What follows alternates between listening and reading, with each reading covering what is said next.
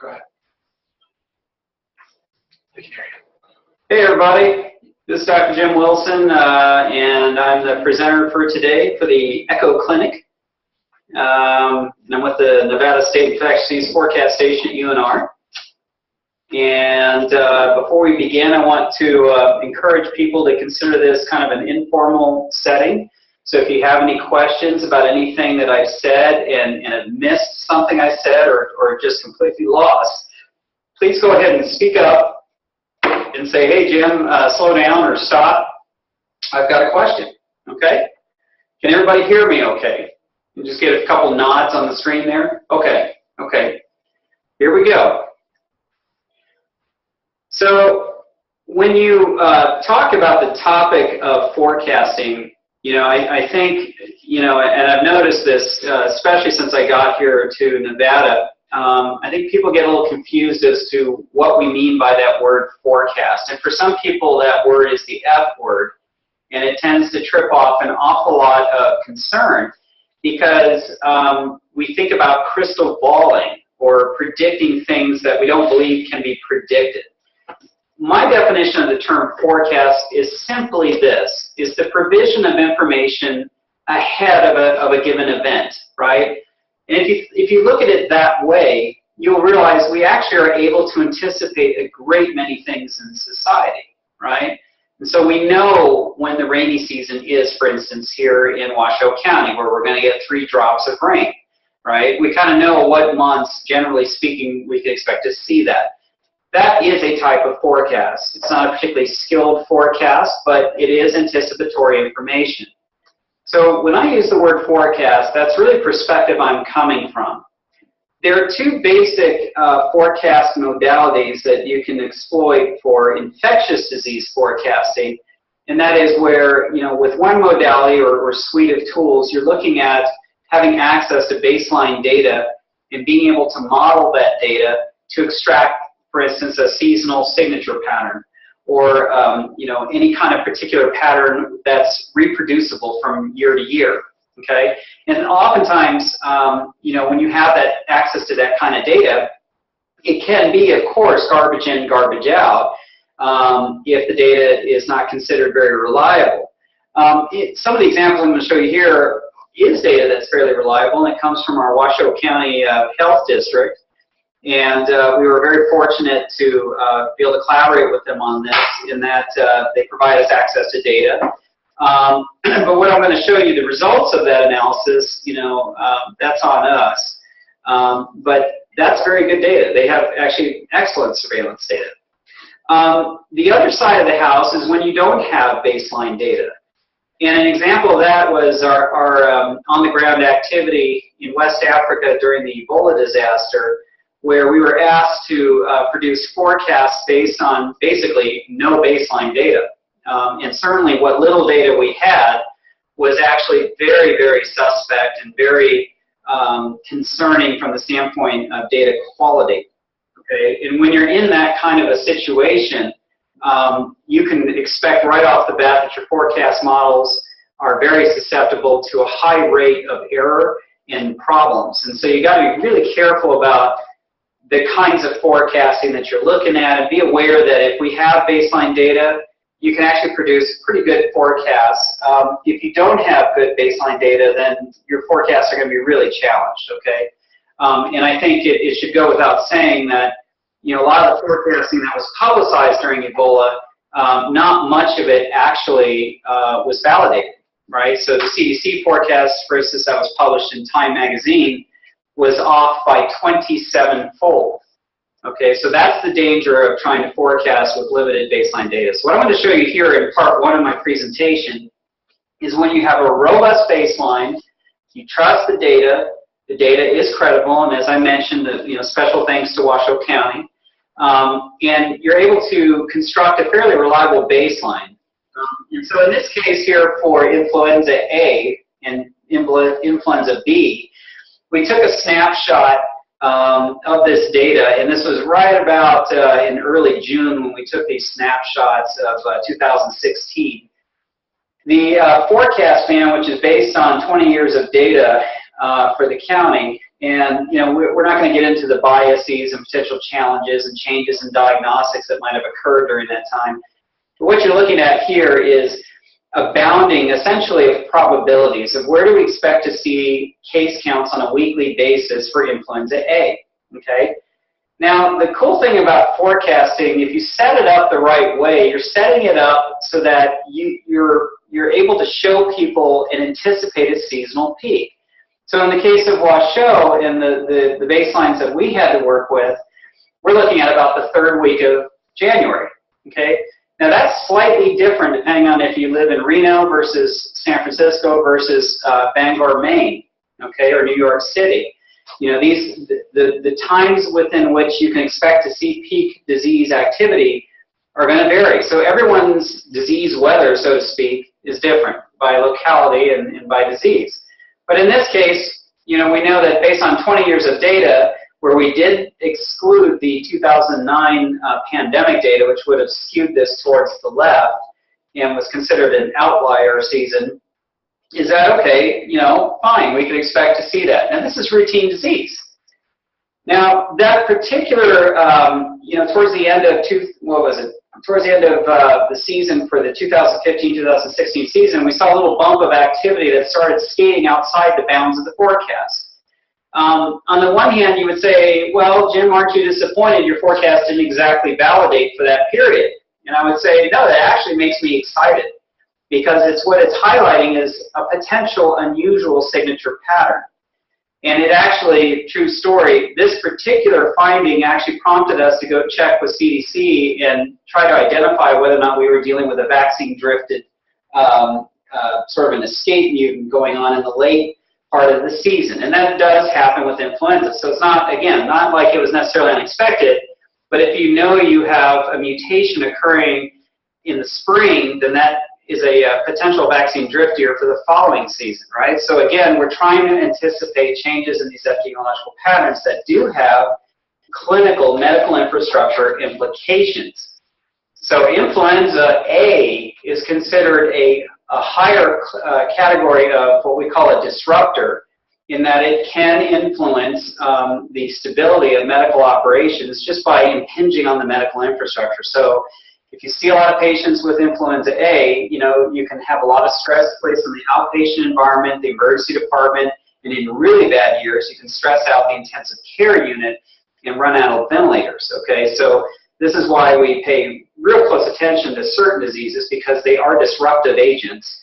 And some of these diseases are actually not considered strong public health issues. So RSV, which I'll show you a little bit later here, that's actually the primary disruptor in pediatrics. And classically, when I was in training, we would see pediatric intensive care units overwhelmed because we would get enough of a pop of our RSV activity to threaten our access to the ventilators, right? And then you can even see that at a grid level, right? So these are important issues, and important issues to kind of stay ahead of and keep on track. Now, the forecast on the right there, that's influenza B. The green line is actually what was observed. I forgot to mention that.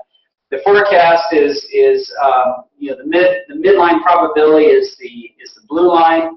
The red line is the sort of the upper boundary of the forecast, and the orange line is the lower boundary. Okay. Now, for flu B, we would say, okay, we had a brisk season, but not necessarily much to write home about. Okay, so we did have a good solid season, but it wasn't necessarily grossly abnormal, and it didn't trip off an advisory. Okay.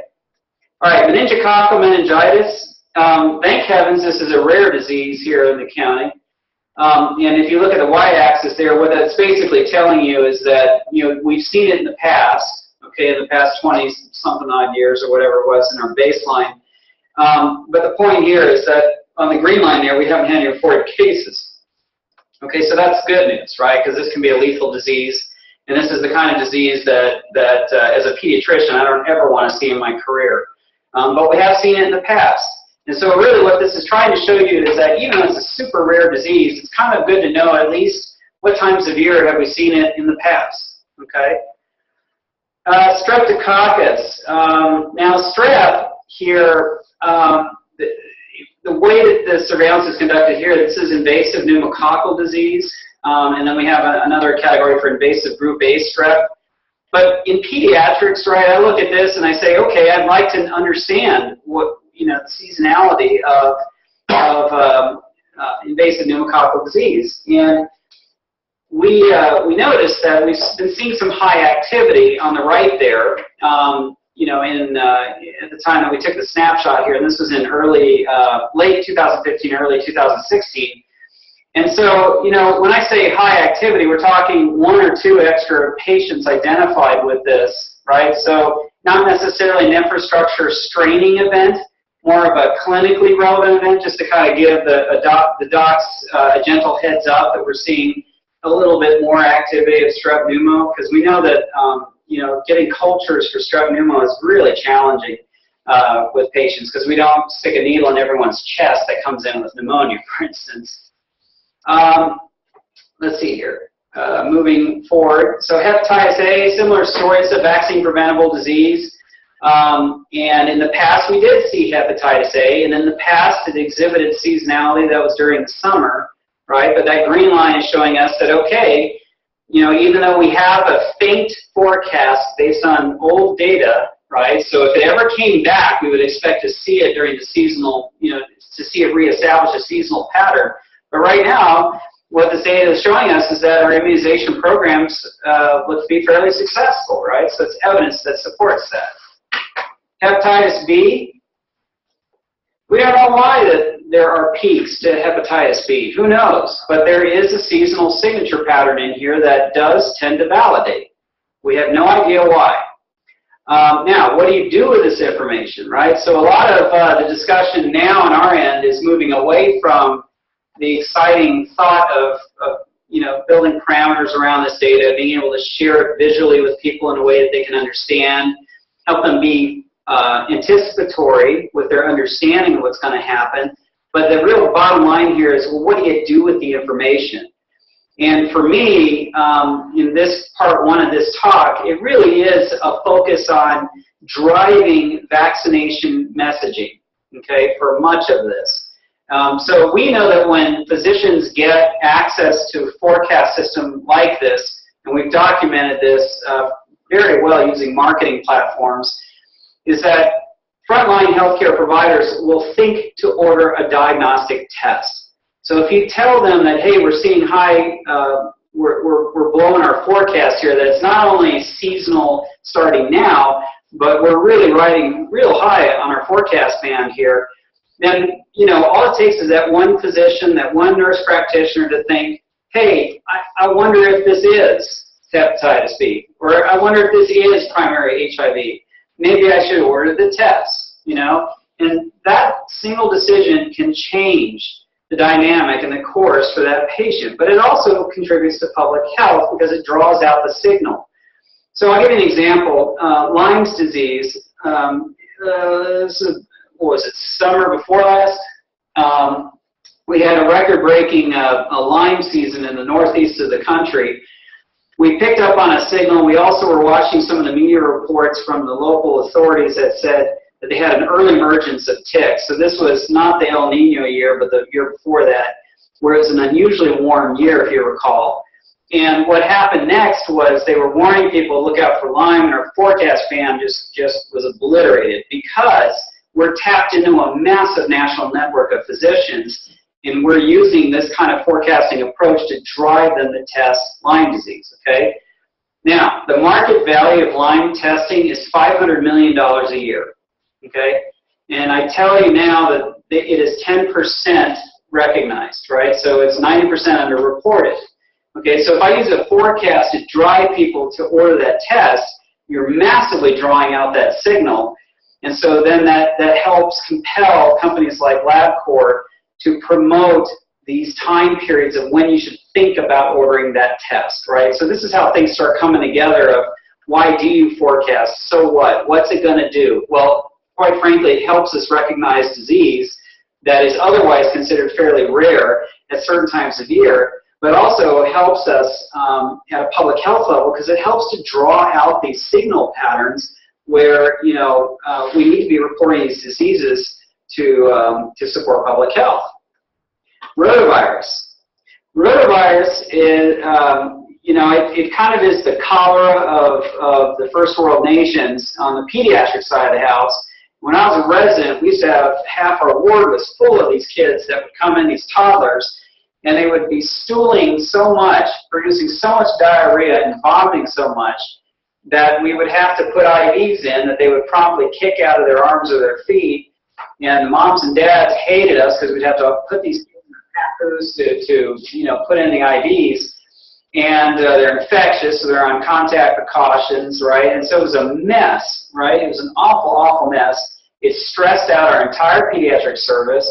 Occasionally, you'd have a kiddo who would develop a cardiac arrhythmia because they'd lost so much potassium, would have to be put up in a PICU step-down bed or heaven forbid, in the actual PICU. So this was a disruptive agent, okay, for in-house hospital operations. Thank heavens, we finally pushed for a successful, safe vaccine. Okay, and so this forecast here, again, is showing us that here in Washoe County, we still do have residual activity of rotavirus. Anecdotally, I will tell you there are pediatricians in the community who continue to hold the belief that the vaccine is not necessary. You know, I absolutely disagree with that. And it's not considered standard of practice to not recommend the rotavirus vaccine. But it's good to know that the residual seasonal signal is in May. So again, if we have a problem with anti-vaccination sentiment, at least we kind of remember where that seasonal signature pattern was. And again, if we have to issue proactive education campaigns, we would be talking about rotavirus basically in the month of March, because in Washoe, you know, we were looking at a seasonal signature pattern in May.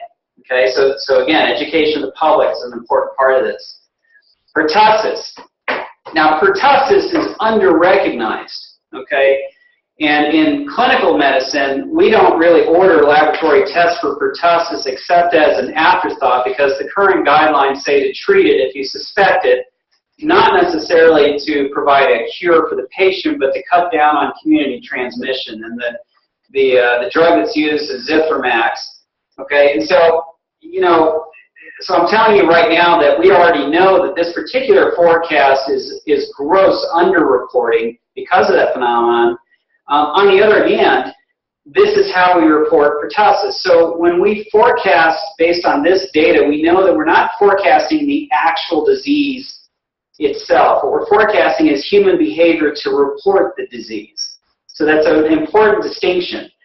So when we sit down on UNR's campus and talk to people who want to develop point-of-care diagnostics, for instance, one of the first things we suggested was you need to do pertussis, because pertussis is very important to the community. We've had a problem with resurgence of pertussis in recent years. California just had the worst epidemic since World War II just a couple of years ago.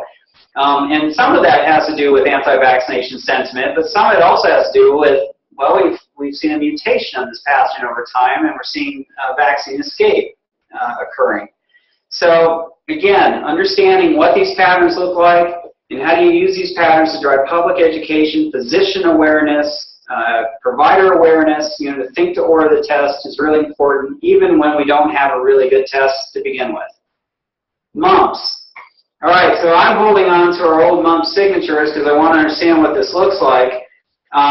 Not much to go on here with this particular forecast. So I'm kind of sharing with you guys good forecasts where we have a lot of baseline and forecasts where, well, heck, we don't have a lot of baseline data. Luckily, it's zero, okay?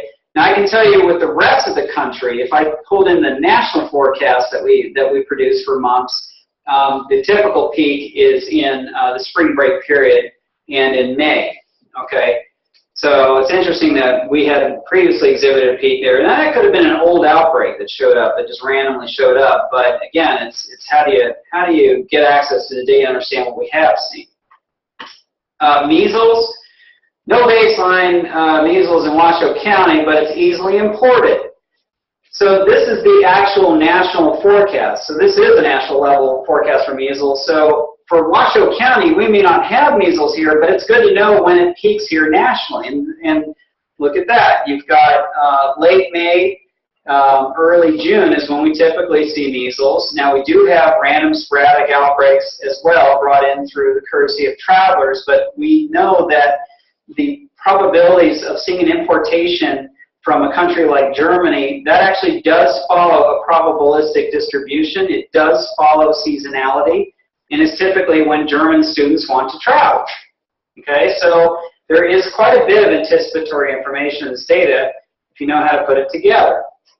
All right, so here's tetanus. No tetanus reported in Washoe, but it's endemic in the soil, and this is the U.S. national forecast. So again, thank heavens, at the national level, we only see onesies and twosies every now and then, but again, there appears to be some degree of reproducible seasonality in that time frame of transitioning between March to April.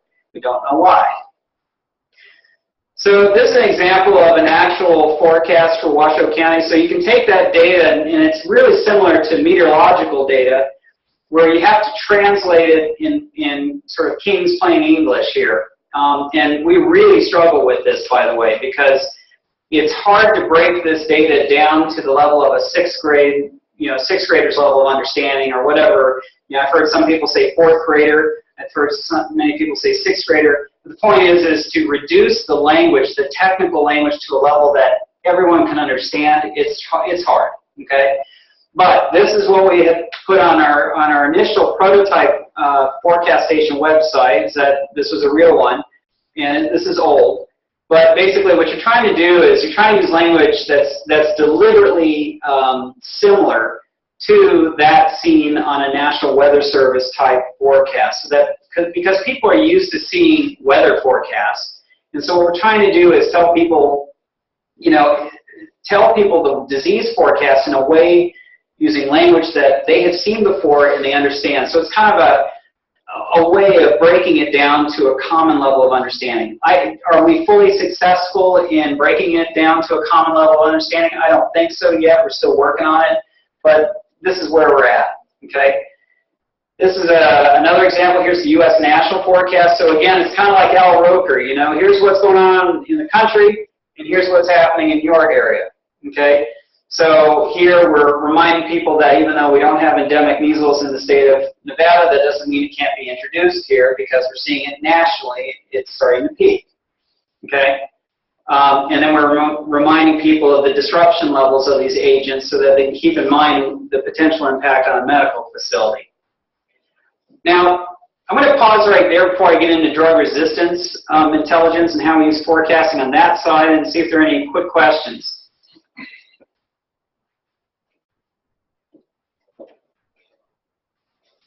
Okay, so with disease activity forecasting, it's important to keep in mind that I've given you an example using public health data, but we are also able to forecast routine clinical diagnoses like urinary tract infections, sepsis, MRSA, cellulitis, strep throat. If there's a baseline to the data, we are able to model that signal and therefore understand, kind of what is most likely to be diagnosed by a physician or a provider.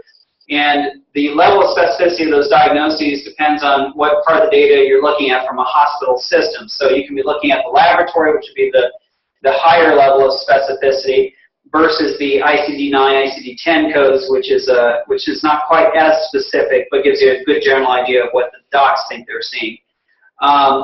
In this part too, we're going to delve into a little bit more the aspect of what do you do with a forecast, right? And really start drilling into that question here. How do you exploit this information to maximal benefit? So the context here is our team decided to pick on urinary tract infections because they represent 8% of all hospital admissions and up to 1/3 of ICU admissions. So that's a substantial driver, okay, of just disruption and strain on the service, okay? E. coli is by far the dominant pathogen that's isolated from every clinical lab in America, and it's multi-drug resistant oftentimes in northern Nevada, okay? CIPRO is the #1 drug prescribed in Nevada for urinary tract infections. Now, the elephant in the room is, well, Jim, what do you mean by multi-drug resistant? Let me be really clear about what I mean by that. I'm looking at this from the population level, okay? Now, that's a little bit different than saying they're multi-drug resistant organisms, which is at the patient level, okay? So that's an important distinction. I'm taking a deliberate step back and saying, look, let's look at the antibiograms for all these healthcare facilities. So the antibiogram is the summary of drug resistance that they're seeing by pathogen for a hospital or a long-term care facility, what have you. And when you take a step back and look at it from that perspective, you'll see that there's evidence of resistance across multiple classes of drugs.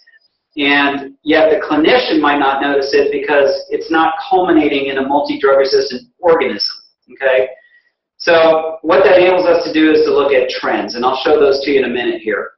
So E. coli in Nevada became resistant to CIPRO at the population level in 2005, and at the organism level, multi-drug resistance is 3 times the mortality rate of what we're seeing right now. Okay, so there's big-time implications on patient safety here. There's an estimated, and this is based on the CMS expense reports.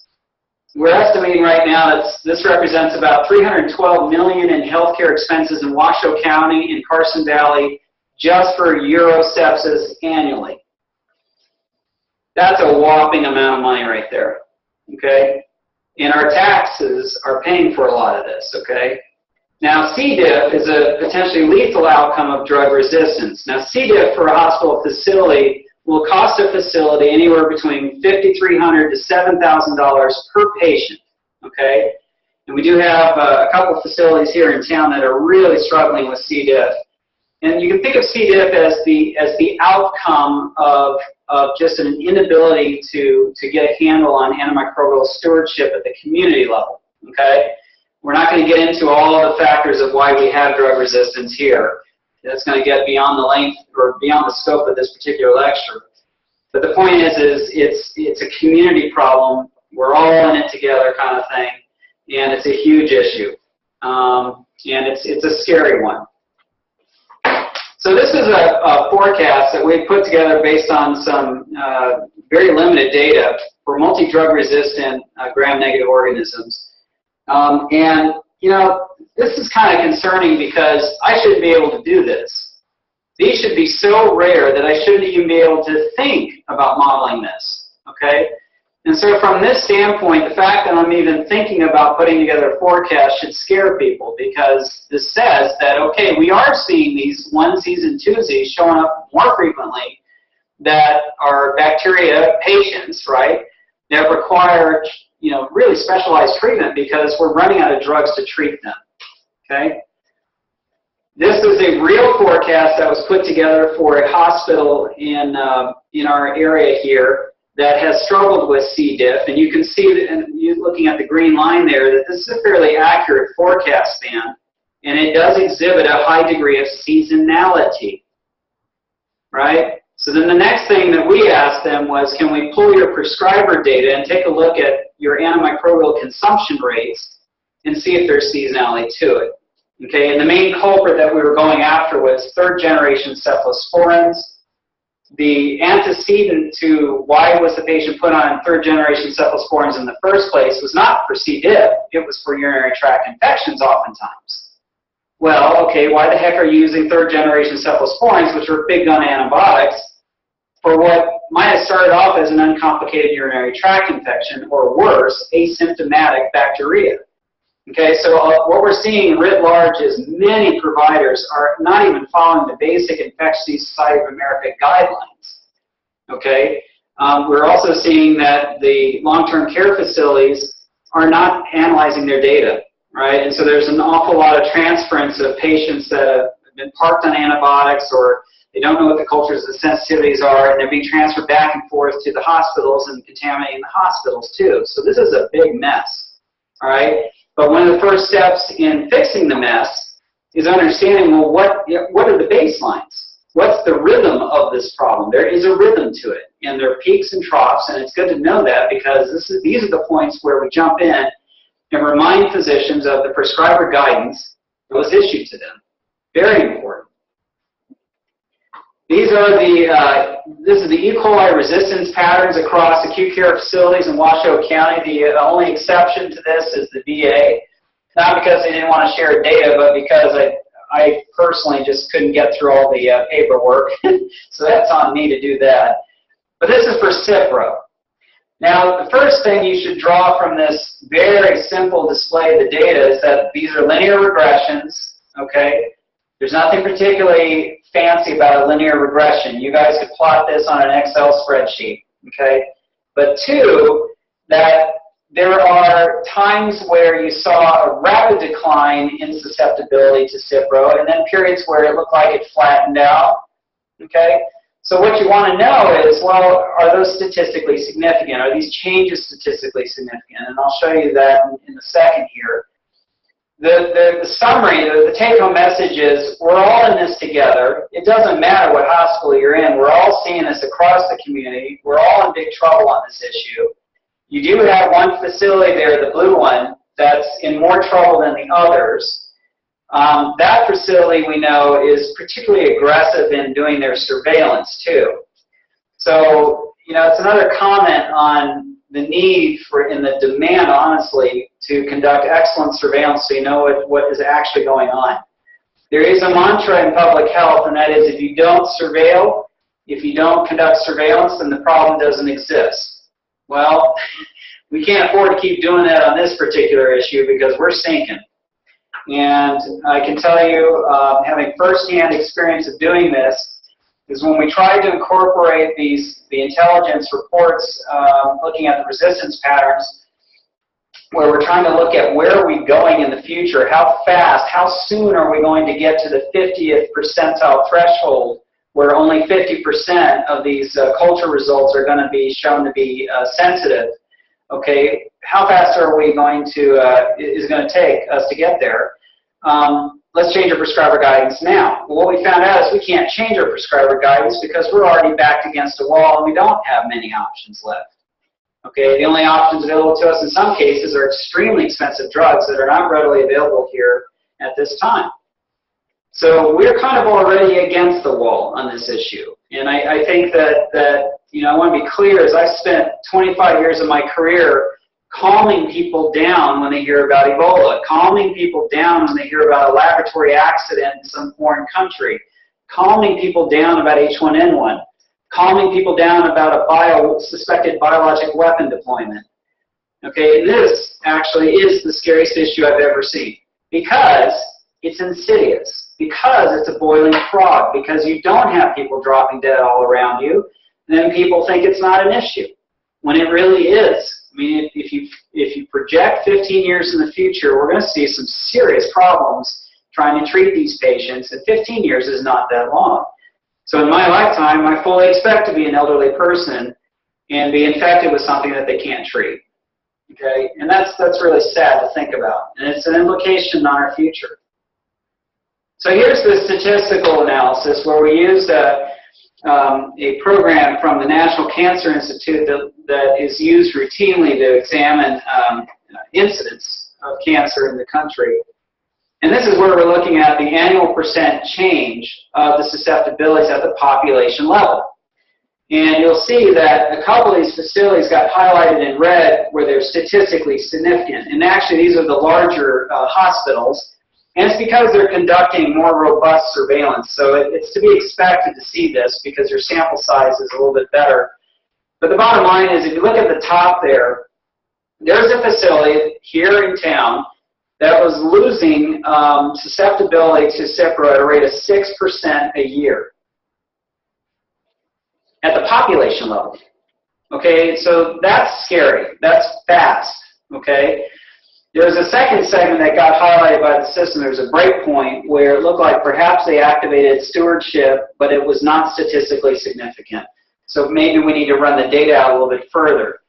So there's a mix of bad news and a mix of good news. The bad news is in the red. The good news is potentially in the black there with stewardship, but it's not statistically significant yet. Okay? So this is where we're trying to show people, you know, are you able to make a difference if you do conduct antimicrobial stewardship? Okay, and this is really important to be able to show people that, okay, I'm here to tell you really bad news, but hey, there's hope, right? You can fix this.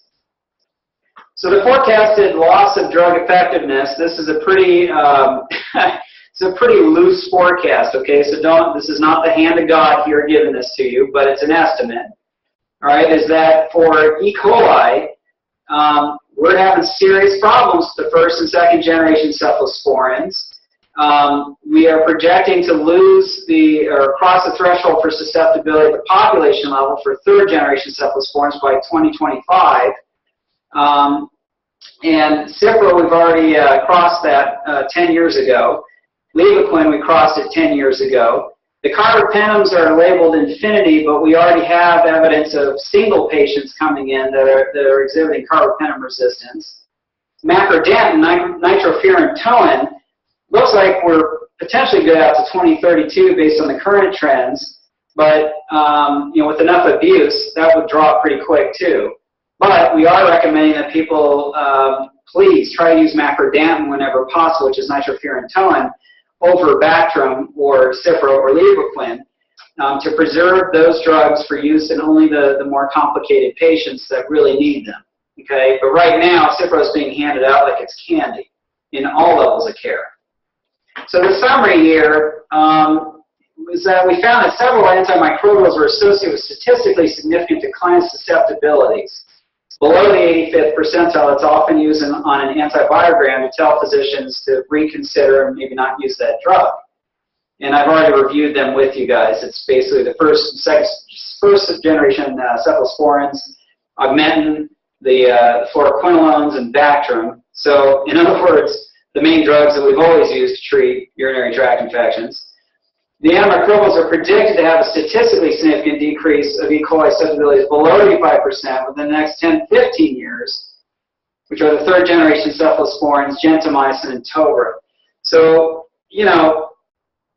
notice I'm not talking about a multi-drug resistant organism. What I'm talking about is the probability of success of treatment on a frontline approach to treating a patient. Okay, so this is different than an ICU level conversation. The emphasis here is how do we take this information and flip it on its head and prevent the need for aggressive antimicrobial stewardship. And that begins really on the front line of care. That's at the outpatient level, the urgent cares, the EDs. Okay?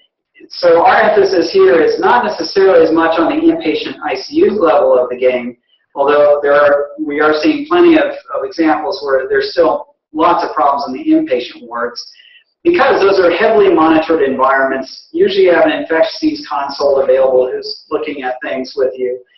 It's where things fall apart is that front end of the problem, where 2/3 of the community antimicrobial consumption is occurring.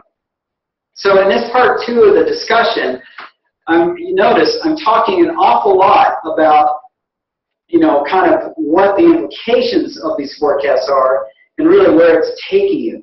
Where it's taking you is the simplistic example of what we use forecasts for is it's influencing our prescriber guidance, honestly.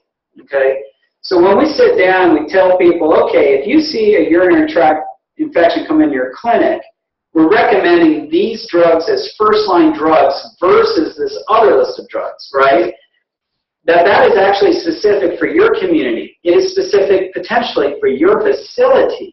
Okay, and it relates to, the forecasts are actually put in context with other factors such as the cost of the drug, whether or not the drug's even available to you, the organ penetrance and the therapeutic levels that you can achieve with the drug, and the side effects of that drug, right?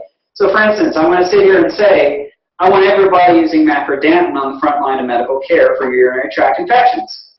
So the problem is it's not recommended for people who have complicated urinary tract infections. So if you're a woman and you're pregnant, for instance, you can't use macrodantin. Okay? So there are exceptions. But anything to decrease this community level demand for CIPRO, as an example, can help save CIPRO for a patient who does have complicated urinary tract infection or pyelonephritis, where we need better penetrance in renal tissue, which is actually offered by CIPRO. Okay, so the forecast intelligence basically just becomes a factor amongst already existing factors that are used by pharmacists to help us understand the guidance. Okay, so why aren't people using antibiograms already? Well, the main part of the issue is people don't really understand the antibiogram. It's a big table that you would see on an Excel spreadsheet. Okay. And we've done countless surveys at the national level showing that only 4% of physicians even bother to look at their antibiogram, even when it's available at the local level. And you say to yourself, well, that's terrible, right? Because then they have no idea, what the resistance patterns are in their community, and they're prescribing drugs without knowing that, right? And that actually can put somebody in the ICU if you screw that up, okay? And we've seen that, all right? But the issue is really, it's a little bit more complicated. It's not that they're dumb. It's not that they're lazy. What it is that you're trying to merge a large database of information. So if I were to generate a forecast for a hospital here in town, you're looking at 250 forecasts on average. That's too much data for anybody to process, okay? So then we have to have a system that merges the 250 forecasts with automated prescriber guidance that includes the factors you see on the screen here, to gently modify the guidance from year to year depending on where we are with our resistance levels, okay? And then really the only thing that the providers want to see at the end of the day on electronic medical record, for example, is, doc, just tell me what I'm supposed to prescribe for this condition, okay? And then have somebody available on the phone if I need to call for an ID consult, okay? So you have to reduce the level of complexity, and that's where I think we're really falling short. And that's where, again, it's not sufficient for me to give you a forecast, because odds are you're not going to know what to do with it and how to translate it into action to help us with this unbelievable problem of drug resistance that we've got in this country. Okay? So that was just intended to be sort of a couple quick examples of how we use forecasting with strong implications for countermeasures and what you do with it, and open to questions. Yes, ma'am. Oh, so how do you make this information available to practitioners like urgent cares? I think it's a great question. I'll tell you where we're going strategically is we want this to be available on a public website. Okay, we want to work with the healthcare community before we do that. Okay, because we can't just run out there and start posting drug resistance patterns, right? Because people are going to get upset about that. Because if you I'll give you an example. We have to summarize it and de-identify it to a level that, okay, it's still meaningful, but doesn't call out any single facility. We do know that there are some quote-unquote bad facilities where they're just not doing any stewardship at all. And there are multiple facilities like that, sadly, okay? But the point is you don't want to call them out. That's not going to help anybody. I think what we need to do instead is summarize the data in a way that they're comfortable with, that still gets the public off their back. Because what we're hearing from an awful lot of hospital leaders is, Jim, you can't help us until you get the public off our back because the press gaining scores, right? So the public comes in demanding antibiotics. If they don't get those antibiotics, they go down the street to the next competitor urgent care, right? If they don't get it there, they file a customer satisfaction complaint, right? And that affects your CMS ratings, right? So, I mean, there is a driver, an elephant in the room here, and that's those doggone press gaining scores are killing us, right, on this particular issue.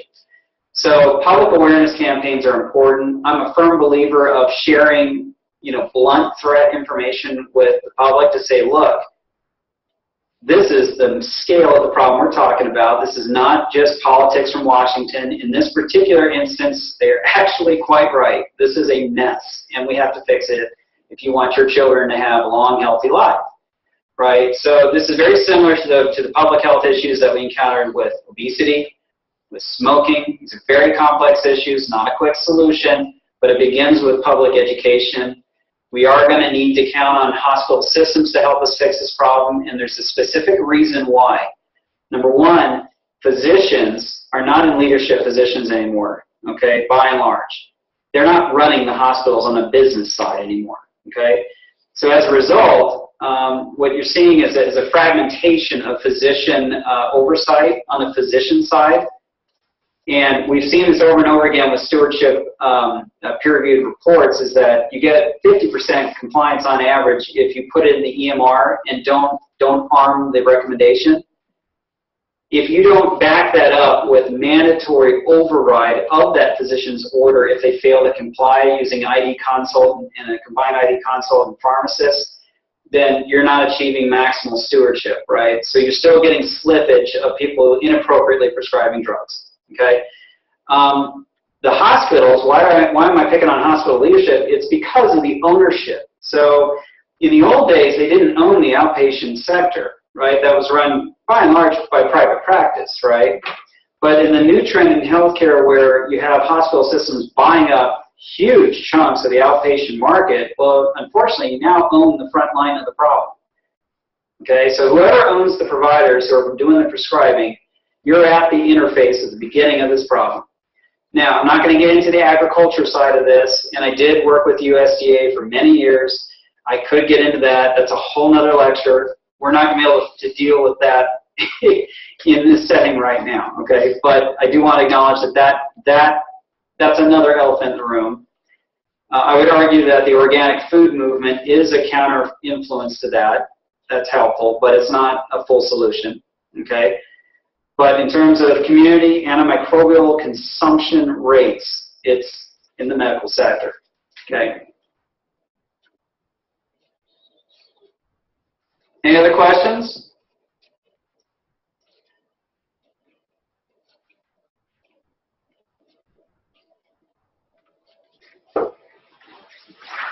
Okay. All right, thanks everybody.